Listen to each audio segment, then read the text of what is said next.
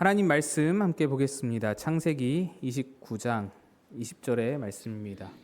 구약 성경 40면에 있는 창세기 29장 20절의 말씀입니다.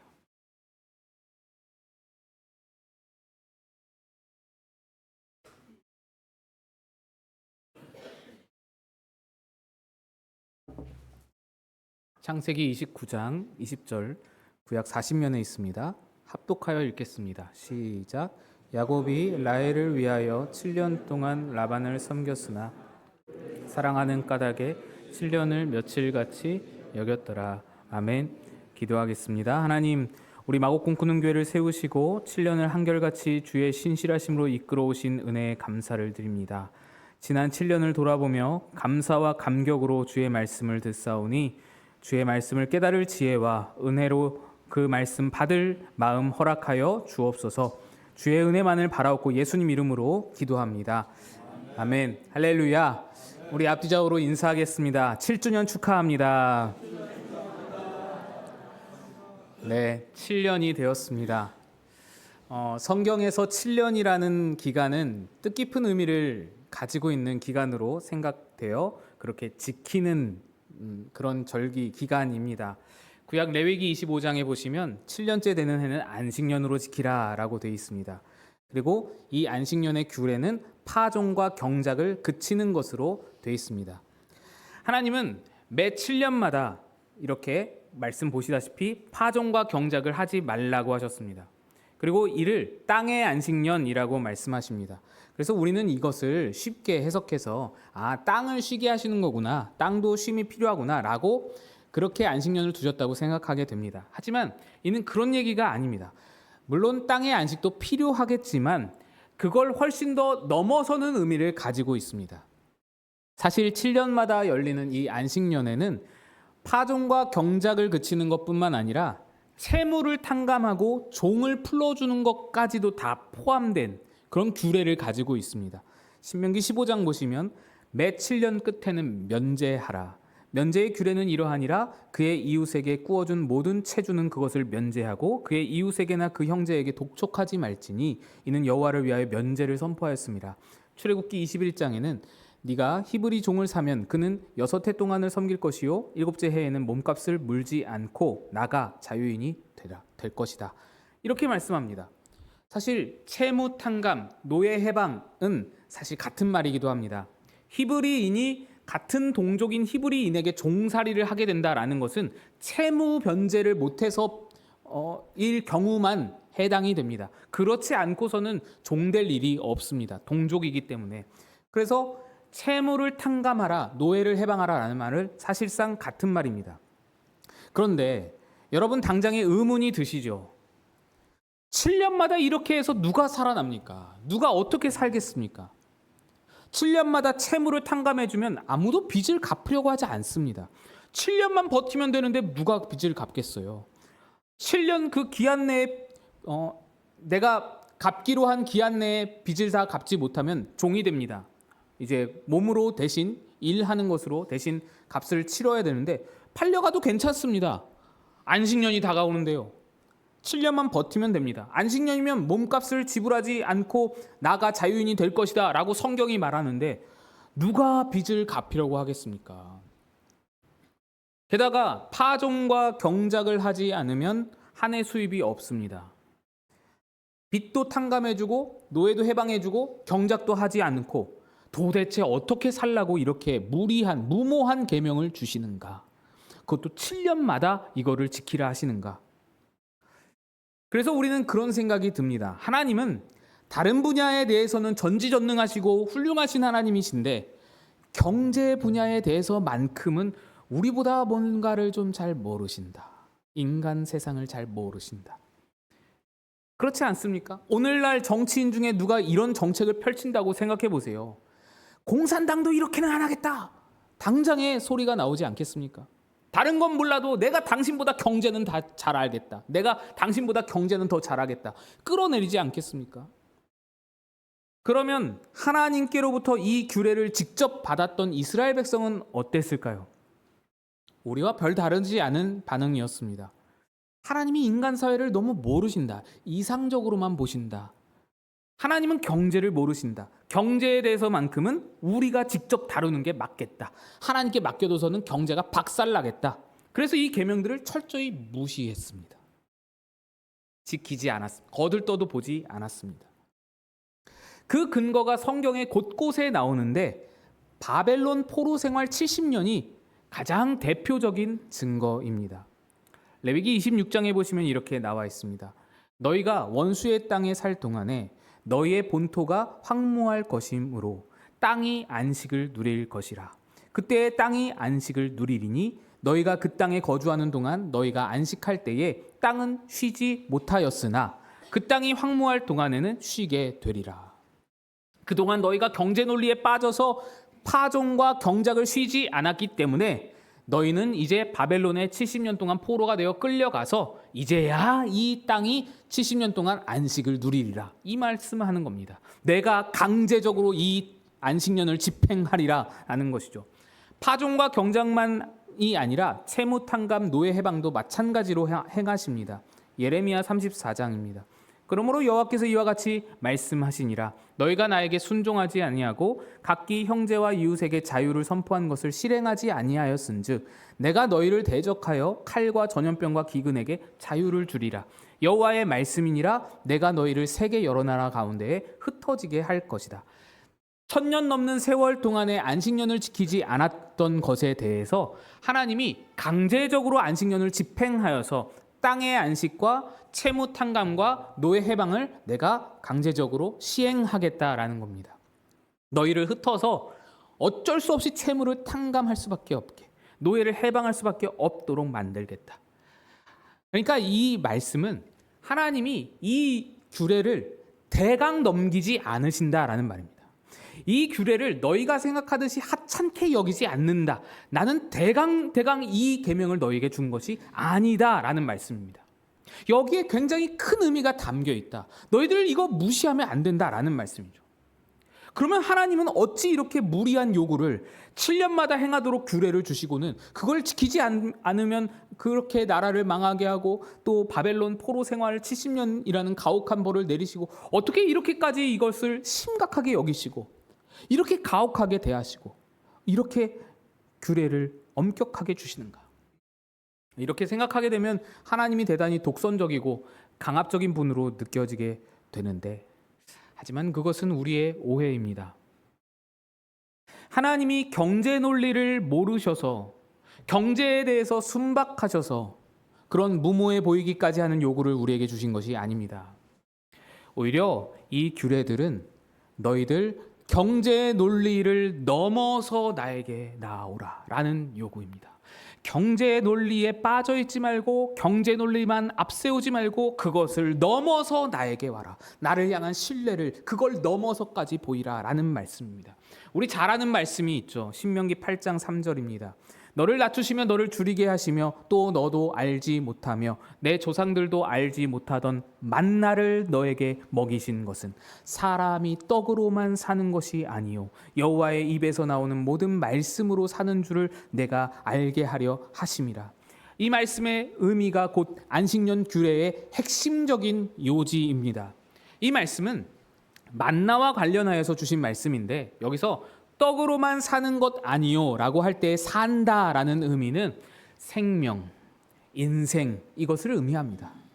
그러니까 다시 말씀드리면 너희의 생명, 너희의 인생은 떡이라고 불리우는 경제 논리에 달린 것이 아니다. 너희의 인생과 너희의 생명은 하나님의 말씀으로 대표되는 하나님의 섭리, 하나님의 은혜, 하나님의 일하심, 하나님의 열심, 하나님의 자비, 하나님께 달린 것이다. 너희의 인생은 하나님으로 사는 것인 줄을 알게 하기 위해서 내가 너희에게 만나를 내렸다. 만나는 매일매일 하루치밖에 못 거뒀잖아요. 그 의미가 여기에 있는 거예요. 너희는 나로 인해 사는 것이다.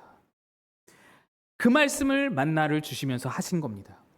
하나님이 매 7년마다 안식년을 주셨던 그 규례도 바로 그것을 의미합니다.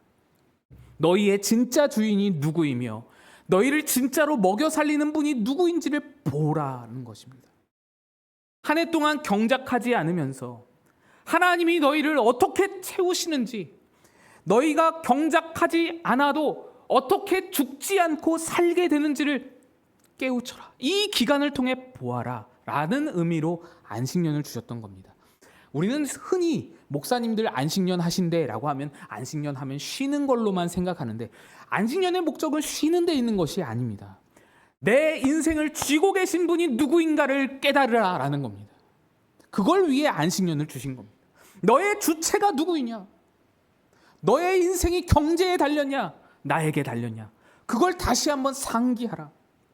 채무를 탕감하고 노예를 해방하는 것도 마찬가지 의미입니다. 하나님의 말씀대로 종을 놓아주고 빚을 탕감해 주는 것으로 너가 손해보지 않는다. 내가 너를 책임지고 있다.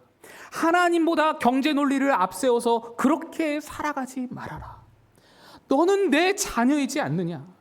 나는 내 자녀를 경제 논리에 맡겨둔 적이 없다. 나는 내 자녀를 경제 논리에게 책임지라고 둔 적이 없다. 내버려 둔 적이 없다. 너는 나의 손으로 책임지는 내 자녀다. 여러분이 자녀를 기르시면서 느끼시는 책임감, 그 의무감, 그 부모의 도리, 그것을 하나님이 가지고 계시다고요. 그것으로 여러분을 책임지신다는 의미가 안식년에 담긴 것입니다. 그래서 하나님은 매 7년마다 이것을 확인하라고 안식년을 주셨습니다. 매 7년마다 하나님이 누구이신지, 너희의 정체성이 무엇인지, 너희가 무엇으로 사는 존재인지를 확인하며 살라. 7년마다 확인하며 살라. 그런 가운데 오늘 본문에도 7년이 등장합니다. 야곱 이야기죠. 야곱은 형과 아버지를 속이고 삼촌 집으로 도망갔다가 그 삼촌의 딸 라헬과 사랑에 빠졌습니다.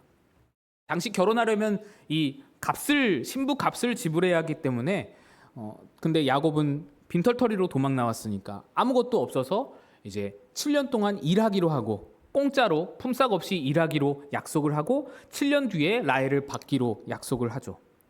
그런데 그렇게 이제 보수 없이 거의 종살이 하다시피 이제 7년을 봉사하는데, 야곱이 그렇게 7년을 기쁘게, 오늘 본문에 나오듯이 7년을 수일같이 여기면서 열심히 기쁘게 봉사를 할 수 있었던 것은 라헬이 예뻐서뿐만 아니라, 예쁜 아내를 얻는 것뿐만 아니라 야곱에게는 이야기가 있습니다. 스토리가. 그는 형 에서와 굉장히 많이 비교를 당하던 아들이었습니다. 에서는 모든 것을 갖췄죠. 그래서 스스로 능력이 있어서 여자들이 막 달라붙어서 가정도 쉽게 빨리 이루었습니다. 부인도 2명이나 두었습니다. 근데 야곱은 그때까지도 결혼도 못하고 또 아버지 이삭에게도 인정도 못 받는 그런 아들로 그렇게 있었습니다. 살고 있었습니다. 그러다가 이제 쫓겨나서 이제 외삼촌 집에 온 것인데, 이제 이 딸을 7년만 일하면 얻을 수 있다. 나도 가정을 이룰 수 있다. 나도 남자구실 할 수 있다. 나도 아버지에게 인정받는 상속자가 될 수 있구나 라는 기대가 야곱에게 있었습니다. 그래서 7년만 바짝 일하면 나도 아버지 앞에 이렇게 가정을 이루어서 아버지 앞에 자랑스러운 아들로 설 수 있겠다. 이 꿈이 야곱에게 있었던 것입니다. 그걸로 7년을 버텼습니다. 그런데 7년이 지났을 때에 외삼촌 라반이 그를 속여서 그의 신혼방에 라헬이 아니라 레아를 들여보내죠. 그리고는 하는 말이, 내가 일주일 뒤에 라헬도 줄게. 근데 7년 더 일해야 돼. 이렇게 말하죠. 야곱이 속은 겁니다. 야곱은 자기 인생을 자기가 계획해서 자기의 힘으로 자기가 노력해서 이루어갈 수 있을 줄로 생각했습니다. 그런데 그게 안 되는 것을 보게 된 7년이었습니다. 야곱은 7년 만에 보란듯이 가정을 이루어서 아버지께 가서 보이고 싶었는데 그게 뜻대로 안 되어서 7년에 7년을 더하여서 14년을 봉사하고 거기다가 6년을 더 머물러서 20년이나 머물다가 그제야 고향으로 돌아가게 됩니다. 그 20년 중에 앞에 14년, 7년과 그 다음 7년은 자기가 계획하고 자기가 노력해서 얻고자 했던 모든 것이 있었지만 자기 계획대로 아무것도 되지 않았던 세월이 그 14년, 7년과 또 7년이었습니다. 사실 야곱의 이름이 그렇거든요. 그 이름은 발뒤꿈치를 잡는 자라고 하는, 약탈하는 자라는 뜻의 야곱입니다. 여기서 약탈한다, 속여 빼앗는다라는 뜻은 이 사기꾼이네, 나쁜 놈이네 이러고 넘어갈 그런 의미가 아니고요. 약탈한다라는 말은 내 스스로 어떤 가치를 만들어낼 수가 없기에 약탈할 수밖에 없는 인생이란 뜻입니다. 내가 스스로 만들어낼 수 있는 것이 아무것도 없어서 무능해서 무력해서 남의 것을 속이는 재주밖에 없기에 할 줄 아는 게 속이는 것밖에 없어서 속여서 빼앗을 수밖에 없는 인생, 그런 처참한 인생, 그게 야곱입니다. 야곱의 정체성입니다.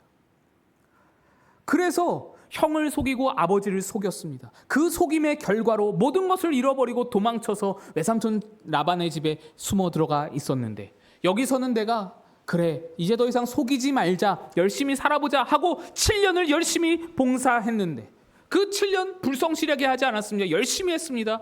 7년을 수일같이 여겼다는 말이 그것을 반증합니다. 그런데 어땠습니까? 이번에는 외삼촌이 나를 속이는 겁니다. 내가 만들어낼 수 없는 것을 뼈저리게 느끼는 7년인 겁니다. 아무리 노력하고 아무리 열심히 살아도 원하는 것을 얻지 못한다라는 것, 그게 야곱의 7년이 의미하는 바입니다. 실패한 것입니다. 본가에서도 실패해서 외삼촌 집으로 도망갔는데 여기서도 또다시 실패한 것입니다. 그런데 이러한 야곱의 실패, 7년 만에 가정을 이루어 돌아가리라는 계획에 모든 것이 무산되고 속이는 자로 살다가 도망가서 속는 자가 되어 고초를 당하는 상황까지도, 이 모든 실패가 하나님은 그 모든 것을 묶어서 이 기간, 이 실패의 기간을 통해 야곱으로 12지파를 세우며 야곱이 이스라엘 되게 하며, 그래서 놀라운 민족을, 하나님의 백성을 만들어가는 그 첫 시작점으로 하나님이 이끌어 가십니다. 만들어 가십니다. 라반의 속임수로 고통당하는 7년을 통해서 야곱은 상상하지도 못했던 이스라엘 12지파, 민족이 이루어지는 그림을 하나님이 천천히 그려나가셨던 것입니다. 그러니까 야곱이 며칠처럼 여겼던 7년은 야곱에게는 속아 넘어가는 7년, 빼앗긴 7년이었으나 하나님에게는 하나님의 계획이 이루어지는 7년, 하나님의 열심으로 일을 이루어 가시는 7년이었던 것입니다. 성경에서 말하는 7년에는 이런 의미가 담겨 있습니다. 그리고 오늘 마곡 꿈꾸는 교회가 7주년을 맞이했습니다. 그러니 7년을 맞이하는 우리가 확인하고 상기해야 할 것도 바로 여기에 있습니다.